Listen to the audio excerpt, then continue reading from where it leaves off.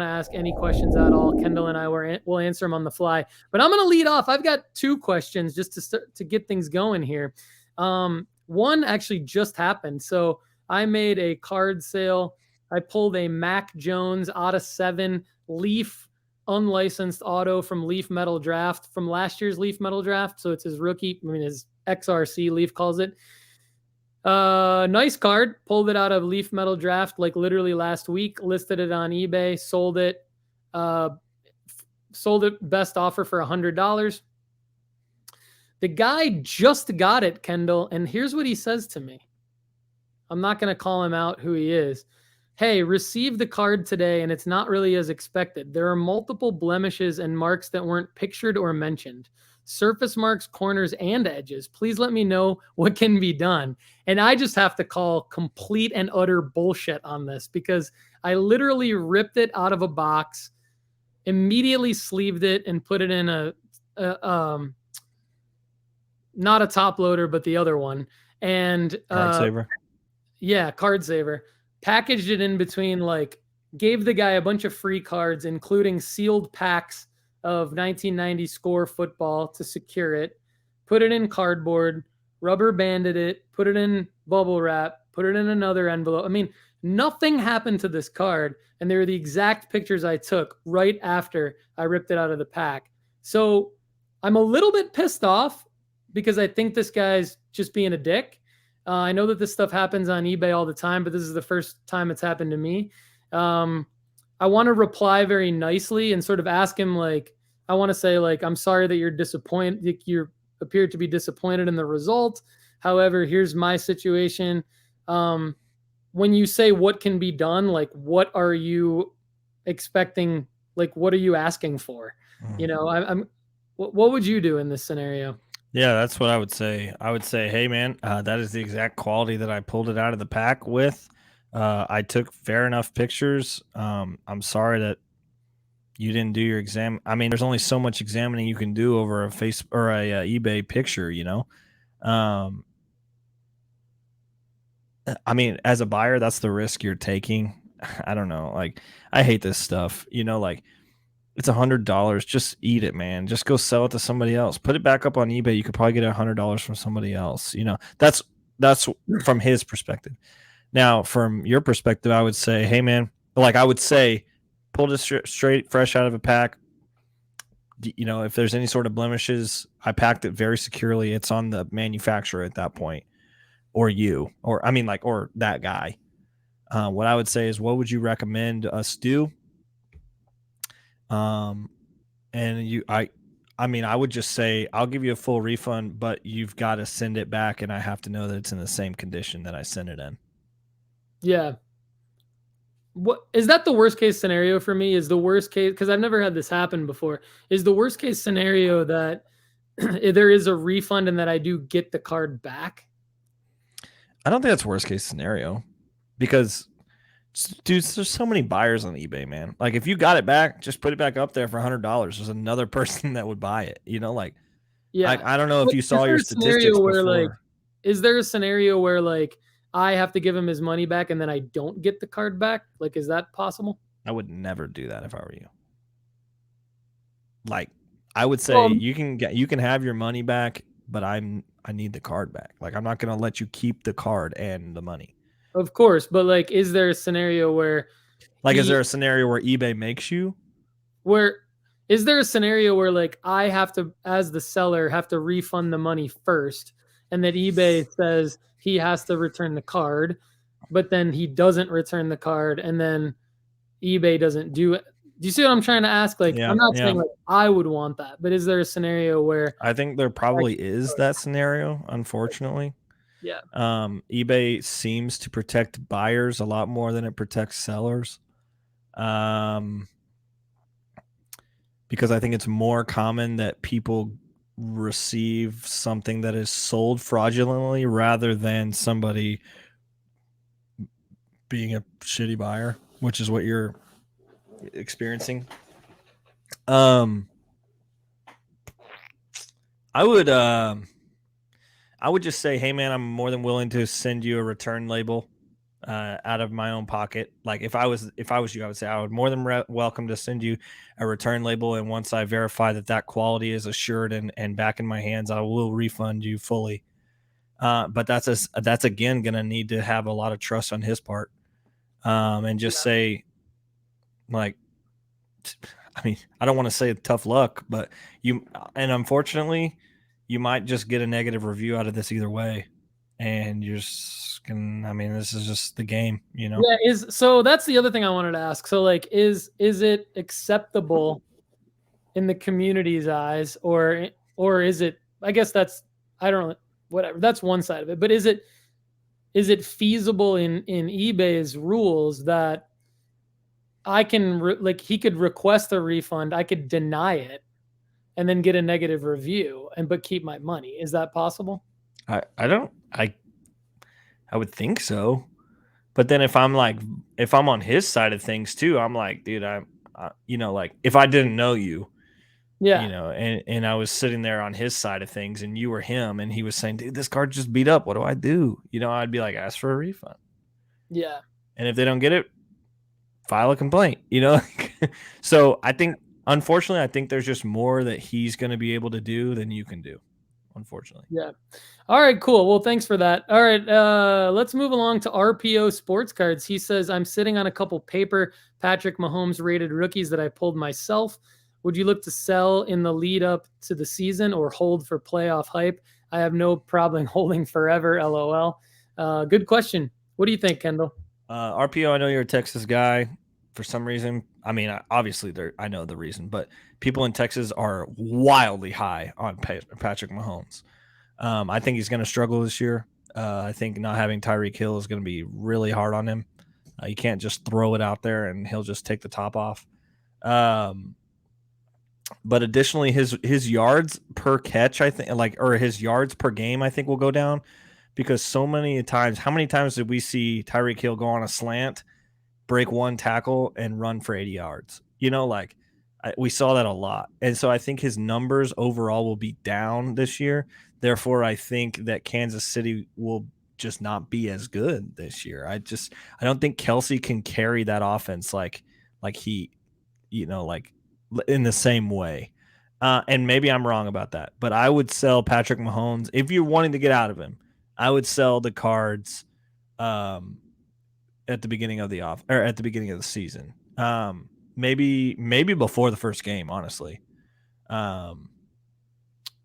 But that's because I'm not super high on Mahomes, so I don't know. I'm going to take a different answer to this. I am super high on Mahomes, and I think people are nitpicking the crap out of him right now. And I would say what I would do if I were you is get these graded, because I think he is a long-term hold. So if these are paper cards that you pulled yourself and you've got them raw still, which is how I'm interpreting your question, I would get these graded at PSA, and I would hold them. And I would sell at a point where, I mean, I just don't think there's any way that Mahomes doesn't come back at some point in his career and have another huge season for the ages. Does he win another Super Bowl? That's the hardest thing to predict. That's going to be I don't know. The Aaron Rodgers argument right there. I just don't think he needs to in order to have another massive jump in card value. I think that the market's going to come back around again. Mahomes is going to be around for a long time. He's a future Hall of Famer. You know, the fact you pulled these versus buying them is probably another factor into this too, because if you bought them, you know, a year or two ago, then people thought he was Brady, and there was all these people like Brady, and they were comparing him. And now it's like, okay, well, maybe he's not going to win 6 championships. But pulling them, I would say, yeah, you have a great opportunity to make a lot of coin on it. Yeah, and the fact that he says I have no problem holding him forever, like that's another factor in don't sell in the hype, because you're not hedging, but you are like, because you like him and you would hold him forever, then definitely don't sell in the hype leading up to the season, because I think there are going to be more moments for him. Sure. Facebook group user, this is a good one for you, Kendall.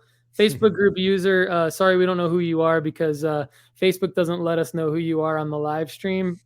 But anyway, thanks for the question. Is Yordan Alvarez a good buy now?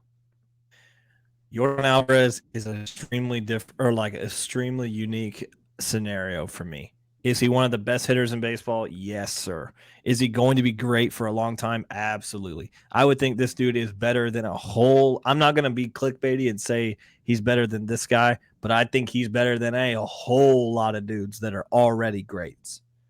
And he's in Houston, and he's going to keep getting better. He's a DH. He'll never have to potentially play the field ever, so he'll be able to hit forever and ever. Look at Nelson Cruz, still just killing balls. Albert Pujols is still killing balls. Albert Pujols hit a home run yesterday. That dude's probably 75 years old if he had a real birth certificate. And so Jordan is going to be like that. He's going to crush balls forever. The weird thing, though, is his market has never been high, ever. And there's some hitters that just no one buys. They're great. They're always been great. And still their market is really low. And Jordan is one of those kinds of players in the hobby. Weirdly enough, I would actually buy a lot of other different players right now because Jordan Alvarez never has had the same kind of market that other players have.